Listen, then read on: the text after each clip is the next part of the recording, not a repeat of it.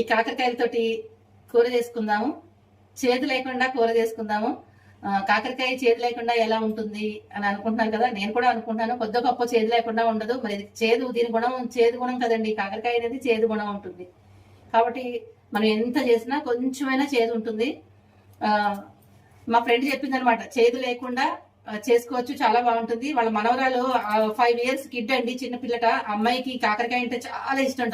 రోజు కాకరకాయ చేసినా తింటుంది వాళ్ళ మనవరాలు, నా ఫ్రెండ్ మనవరాలు అనమాట. మార్కెట్కి వెళ్తే కాకరకాయలు ఎన్ని ఉంటాయని గంపతో పాటు తీసుకొచ్చేమని చెప్తుంటా. కాకరకాయ రోజు కాకరకాయ పెట్టాలట అని చెప్పింది అనమాట. నా మనవరాలకి ఎంత ఇష్టమో కాకరకాయ, ప్రతిరోజు ఖచ్చితంగా కాకరకాయ చేయాల్సిందే అని చెప్పింది. నేను అనుకున్నాను, చిన్నపిల్ల కదా, కాకరకాయ ఇలా తింటుంది, చేదు ఉంటుంది కదా కొద్దిగా, పెద్దవాళ్ళే తినడానికి ఇష్టపడరు అంటేను అస్సలు చేదు ఉంటుంది, చాలా బాగుంటుంది. అందుకనే అది ఎగబడి మరీ తింటుంది, కాకరకాయ కావాలి ఖచ్చితంగా అని చెప్పింది అనమాట. సో